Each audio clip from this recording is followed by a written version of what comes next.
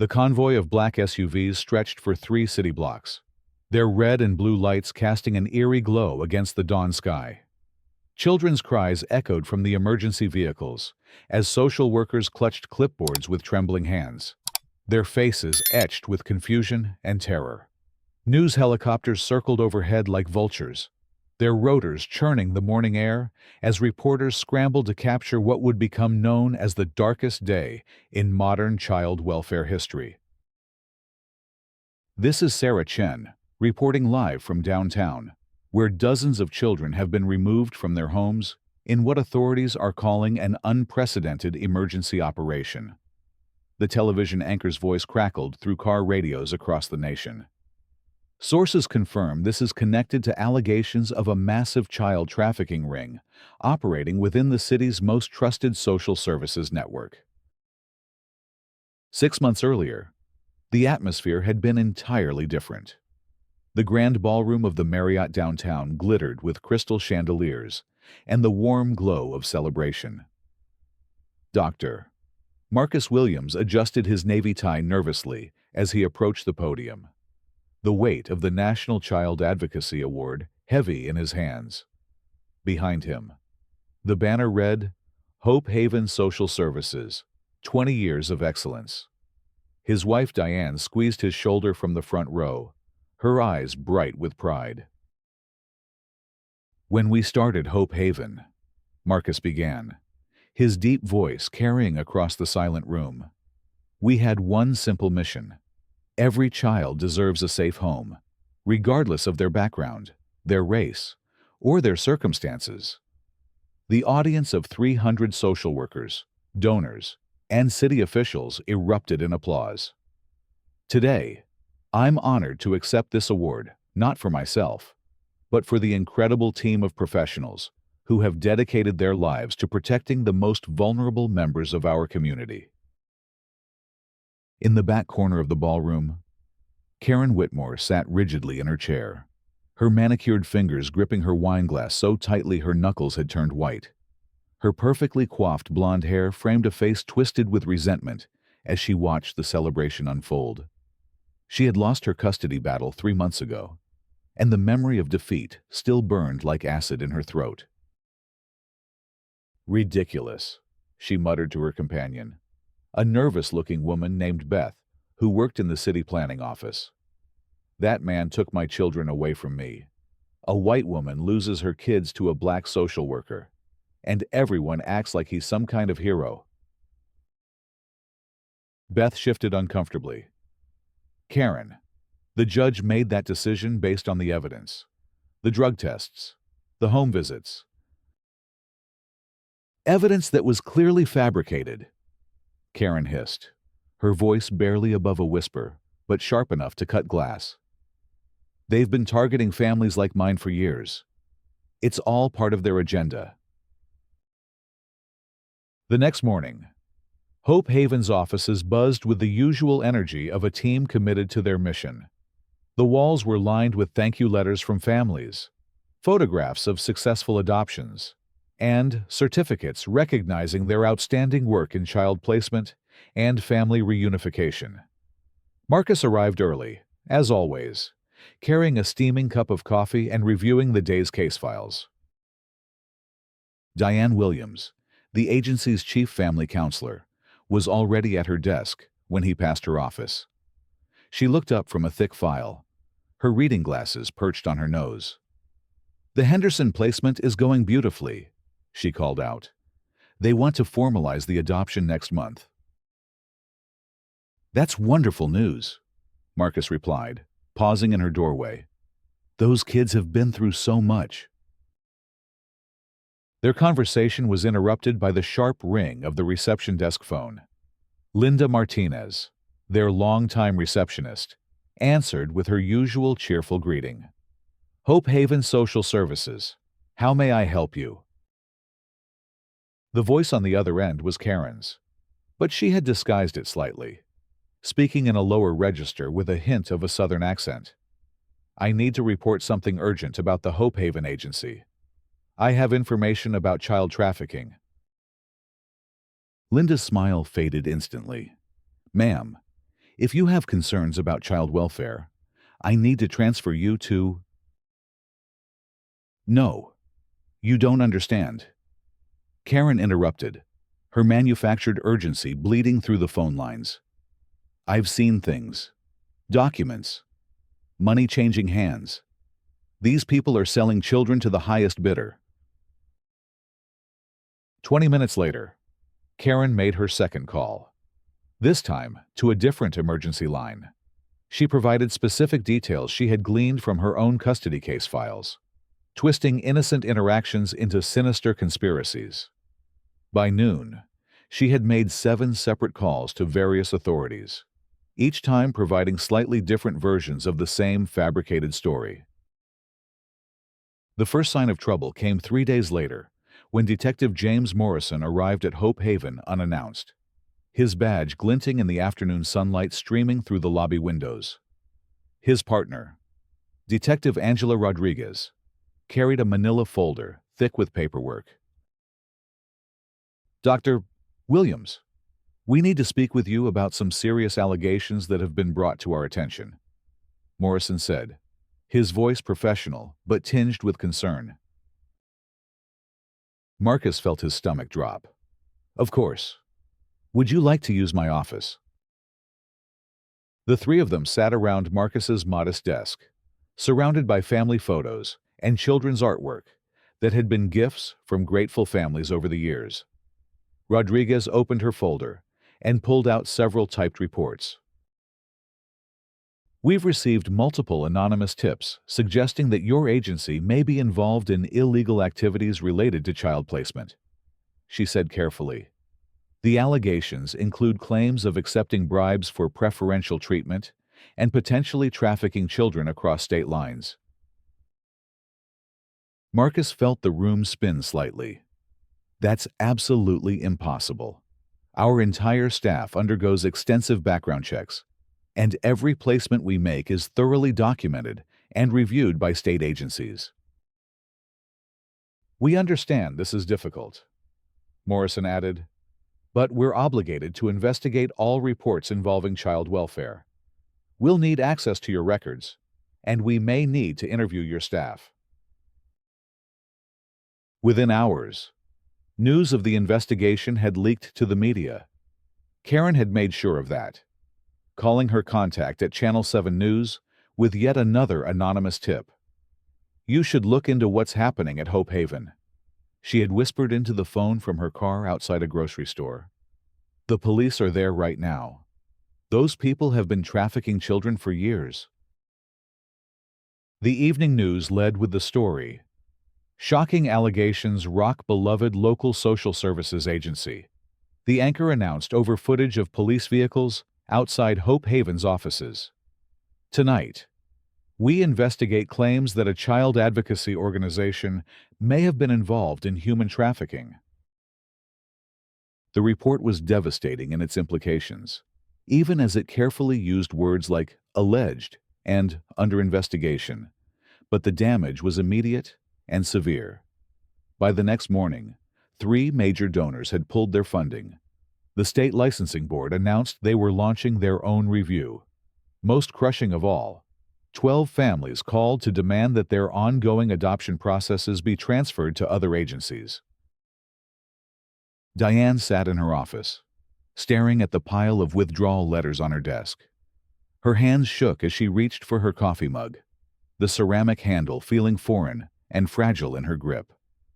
23 years of building trust in the community, gone in a single news cycle. This is insane, she said to Marcus, who had just entered her office with his own stack of cancellation notices. We've helped place over 2,000 children in loving homes. How can people believe we would ever hurt a child? Marcus sat heavily in the chair across from her desk. Dark circles had formed under his eyes, and his usually impeccable appearance was disheveled.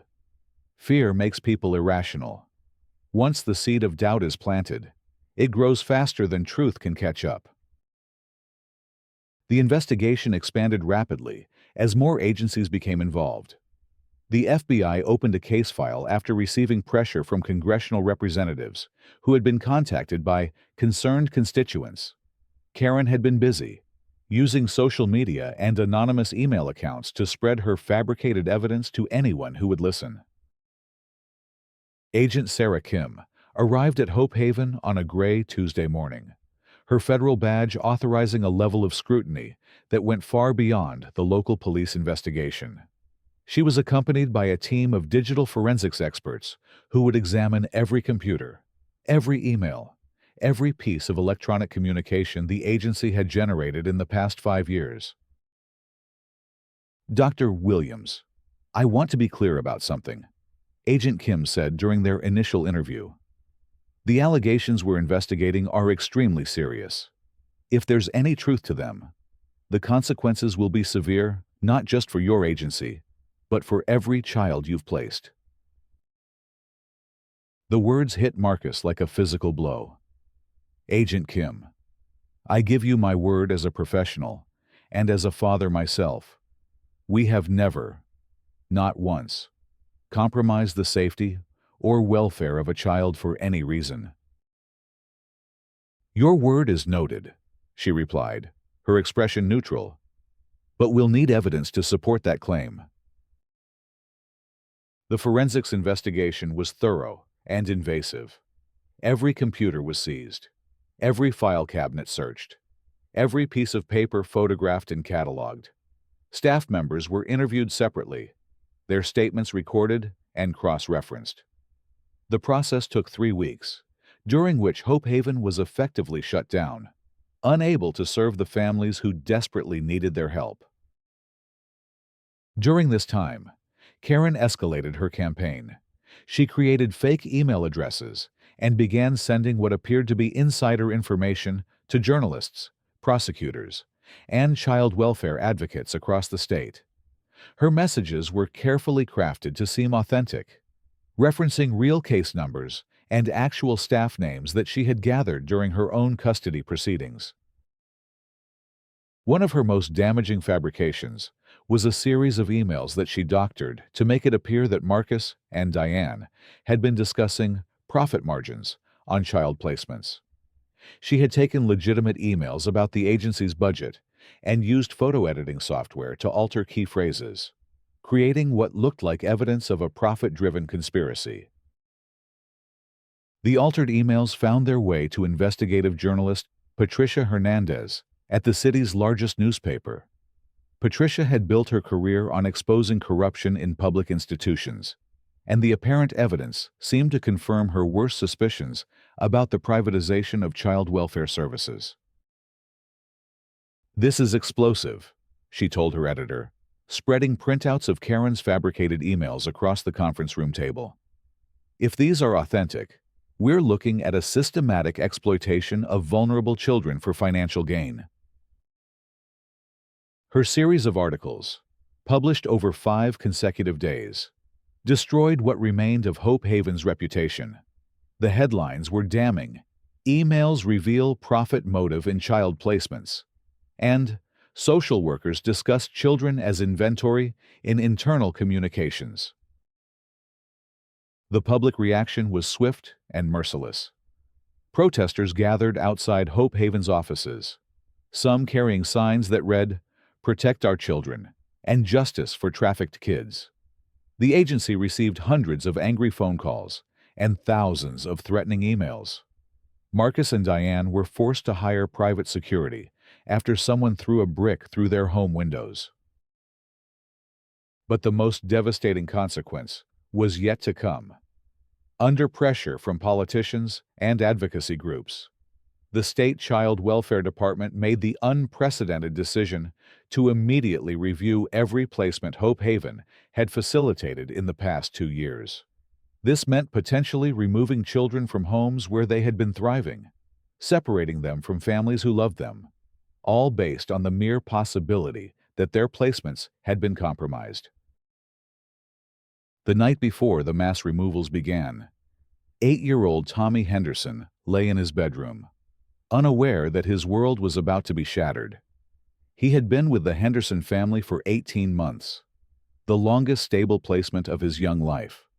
His adoptive parents, Sarah and Michael Henderson, had been planning to surprise him with the news that his adoption would be finalized the following month.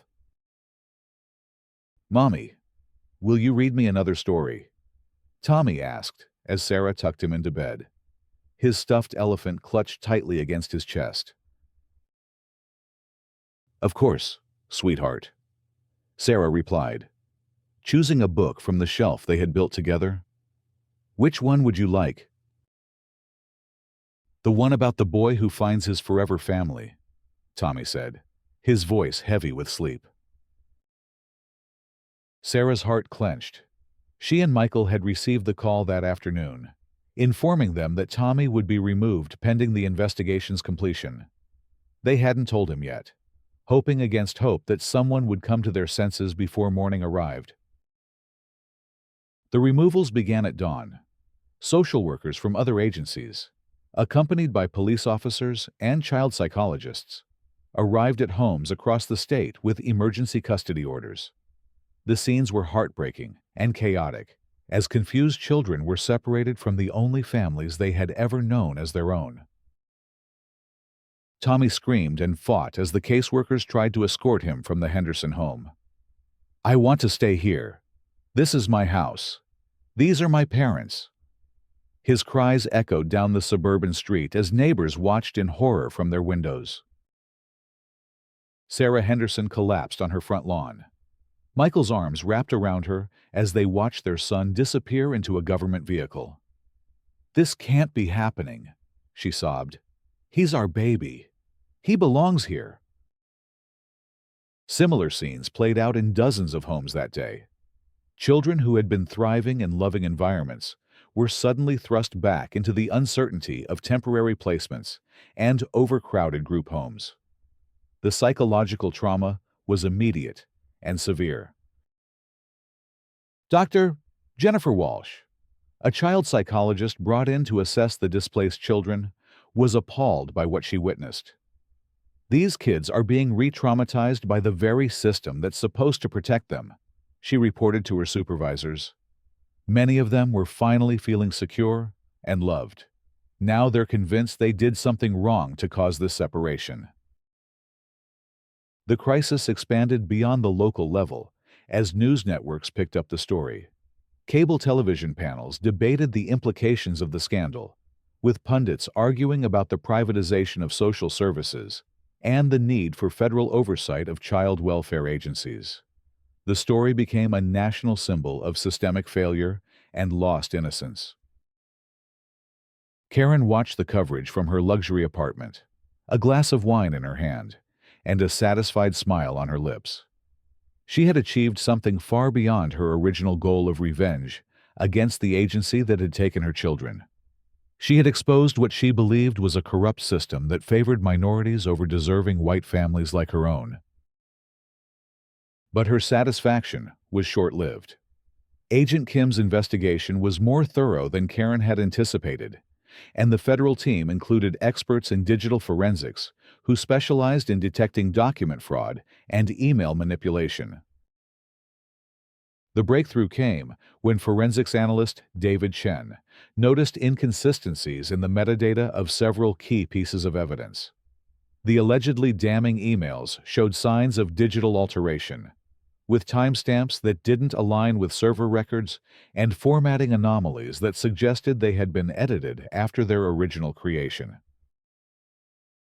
"Agent Kim, you need to see this," Chen said, calling her over to his workstation where multiple computer monitors displayed the results of his analysis. "These emails that sparked the investigation, they've been heavily manipulated. Someone went to considerable trouble to make them appear authentic, but the digital fingerprints don't lie." Agent Kim studied the evidence with growing concern. "Are you telling me these documents are complete fabrications?" "Not fabrications exactly," Chen explained, highlighting specific sections of code on his screen. "Someone took legitimate emails and altered them to change their meaning entirely. This level of manipulation requires both technical skill and intimate knowledge of the original communications." The investigation pivoted immediately. Instead of pursuing Hope Haven for trafficking, the FBI began tracing the source of the false evidence. Phone records, IP addresses, and digital breadcrumbs led them inexorably toward Karen Whitmore. Meanwhile, the human cost of the crisis continued to mount. Children separated from their adoptive families were struggling in temporary placements that lacked the stability and love they had known. Several attempted to run away, trying to return to the homes they considered their own. Others withdrew into themselves, refusing to eat or speak. Tommy Henderson was placed in a group home 40 miles from his adoptive family. The facility was clean and well managed, but it couldn't replace the sense of belonging he had found with Sarah and Michael. He spent his days staring out windows, watching for cars that might bring his parents to take him home. "I don't understand why I can't go back," he told his temporary caseworker, Maria Santos, during one of their weekly check-ins. "Did I do something bad? Did I make them mad?" Maria's heart broke as she knelt down to Tommy's eye level. She couldn't explain to an 8-year-old that he was caught in the middle of a conspiracy that had nothing to do with his behavior or worthiness of love. "No, sweetie, you didn't do anything wrong. The grown-ups are just trying to figure some things out." The breaking point came during a primetime congressional hearing that was broadcast live across the nation. Congresswoman Elena Rodriguez, chairwoman of the House Subcommittee on Child Welfare, had called for an emergency session to address what the media was now calling the foster care crisis. The hearing room was packed with journalists, advocacy groups, and family members. Marcus and Diane sat at the witness table, their legal representation flanking them as they prepared to defend their life's work against accusations that had nearly destroyed them. "Dr. Williams," Congresswoman Rodriguez began, her voice carrying the weight of national attention, "your agency has been at the center of allegations that have shaken public confidence in our child welfare system. Dozens of children have been removed from their homes based on concerns about your practices. What do you say to the families who are suffering because of this crisis?" Marcus leaned toward the microphone, his voice steady despite the magnitude of the moment. "Congresswoman, I say that every child who has been separated from a loving family because of these false allegations is a victim of the real crime here. Someone has deliberately and maliciously fabricated evidence to destroy not just our agency, but the lives of innocent children and families." The hearing room buzzed with murmurs as photographers captured every moment. In the gallery, Sarah and Michael Henderson sat with other affected families, their faces etched with exhaustion and desperate hope. Agent Kim was the next witness, and her testimony would change everything. "Congresswoman, I want to be absolutely clear about our findings. Hope Haven Social Services has been the victim of an elaborate fraud. Someone with access to their internal communications systematically altered emails and documents to create the appearance of criminal activity where none existed."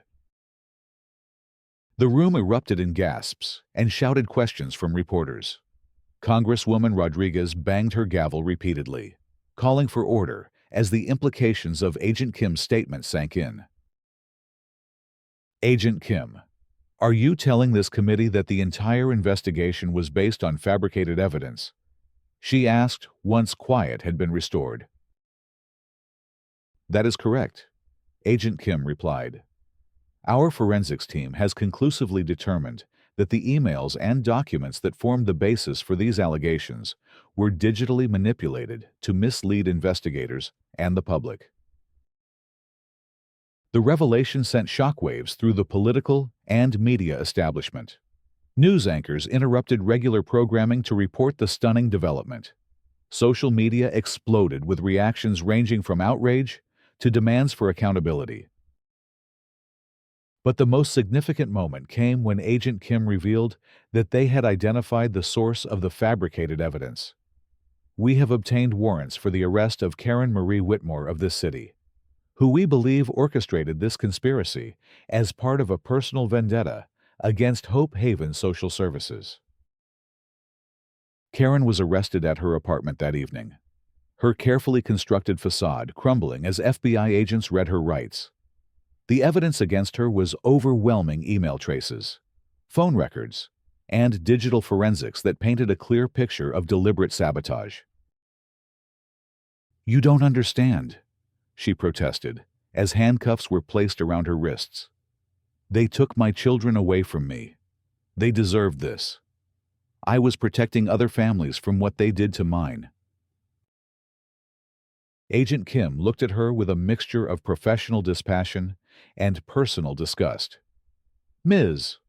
Whitmore, your actions have traumatized dozens of innocent children and destroyed families who were providing loving homes. Whatever grievances you had, this was never the answer." The arrest footage dominated news cycles for days. Karen's mugshot became a symbol of how personal vendettas could weaponize institutional systems against the very people they were designed to protect. Legal experts predicted she would face federal charges for conspiracy, wire fraud, and obstruction of justice. The immediate priority became reuniting the separated families. Emergency court hearings were scheduled to reverse the removal orders, but the process was complicated by the bureaucratic maze that had been created during the crisis. Some children had been placed in facilities in other states, requiring complex coordination between multiple jurisdictions. Tommy Henderson was among the first to be reunited with his family. When Sarah and Michael walked into the group home where he had been staying for 6 weeks, he ran toward them with a scream of joy that echoed through the facility. "I knew you would come back for me," he cried, throwing his arms around Sarah's neck. "I knew you wouldn't leave me forever." Sarah held him tight, tears streaming down her face as she breathed in the familiar scent of his hair. "We never stopped fighting to bring you home, baby. Not for one single day." The reunifications continued over the following weeks, each one a small miracle of healing and restoration. But the damage had been done, and the recovery process would take time.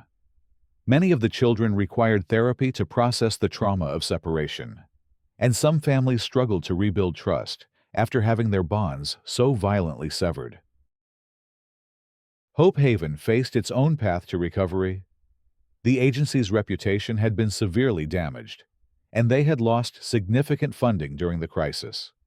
Several staff members had resigned, unable to cope with the stress and public scrutiny. But Marcus and Diane were determined to rebuild, driven by their commitment to the children and families who still needed their services. "We can't let her win," Diane said during a staff meeting 6 months after Karen's arrest. "Every day we're closed. Every family we can't help. That's another victory for the forces that tried to destroy us." The rebuilding process was slow but steady. New donors emerged, many of them moved by the story of Hope Haven's persecution and vindication. The agency implemented additional transparency measures and security protocols to prevent future attacks. Most importantly, they resumed their core mission of connecting children with loving families. Karen's trial became a media sensation, with legal analysts debating the broader implications of her actions for child welfare policy and social services oversight. The prosecution painted her as a vindictive individual who had weaponized the system's good intentions against innocent victims. The defendant didn't just attack an agency, Prosecutor William Chen argued in his closing statement. She attacked the very concept of protecting vulnerable children. Her lies didn't just harm Hope Haven. They harmed every child who was torn from a loving home based on her fabricated evidence. Karen's defense attorney tried to portray her as a grieving mother driven to extremes by a flawed system, but the evidence of premeditation and systematic deception was too overwhelming. The jury deliberated for less than 4 hours before returning guilty verdicts on all counts. At sentencing, Judge Patricia Morrison addressed Karen directly. Ms. Whitmore, your actions represent one of the most callous abuses of public trust I have encountered in my 20 years on the bench. You exploited society's most sacred obligation, protecting children, to serve your personal grievances. The harm you caused to innocent families is immeasurable. Karen was sentenced to 12 years in federal prison, with restitution orders that would require her to pay damages to the affected families and the agency she had tried to destroy. The sentence sent a clear message about the consequences of weaponizing child welfare systems for personal vendettas. The crisis also sparked broader reforms in how allegations against social service agencies are investigated. New protocols were established requiring independent verification of evidence before emergency actions could be taken. Digital forensics became a standard part of any investigation involving electronic communications. 1 year after the crisis began, Hope Haven held a celebration that was both somber and joyful. Tommy Henderson, now legally adopted by the Henderson family, cut the ribbon on their renovated offices. His smile was radiant as cameras captured the moment, a symbol of resilience and renewal. "This place brought me to my forever family," he said into the microphone that had been lowered to his height. "I'm happy they're okay now, because other kids need their help too." Marcus watched from the crowd, his eyes wet with tears of gratitude and exhaustion. The past year had aged him, but it had also strengthened his resolve.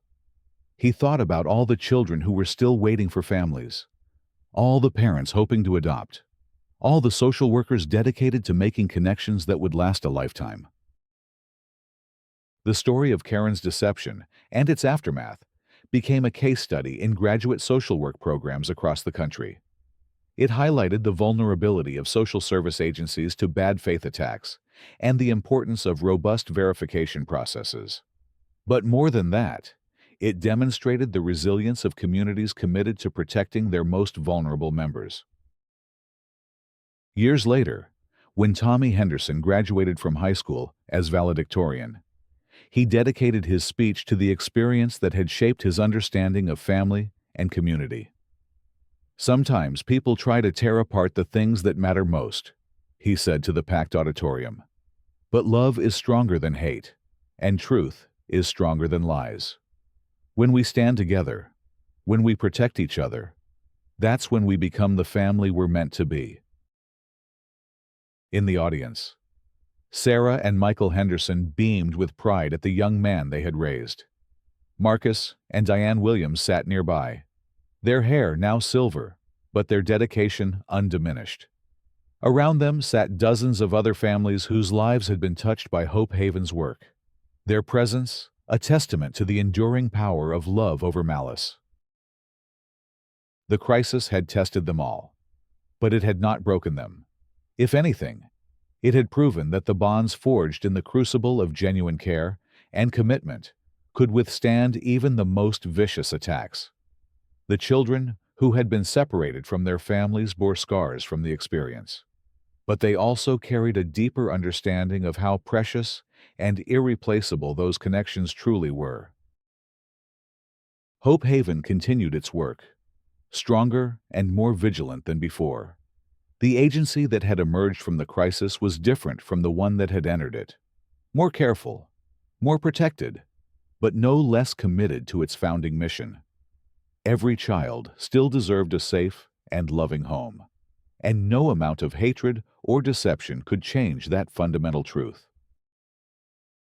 The last news reports about Karen Whitmore came from the Federal Correctional Facility, where she was serving her sentence. Prison had not softened her bitterness, and she continued to maintain that her actions had been justified. But her voice no longer carried the power to harm innocent families or derail the lives of vulnerable children. In contrast, the voices that mattered, the voices of children calling out mom and dad to the families who had claimed them. The voices of social workers advocating for better lives. The voices of communities coming together to protect their youngest members. Those voices grew stronger every day.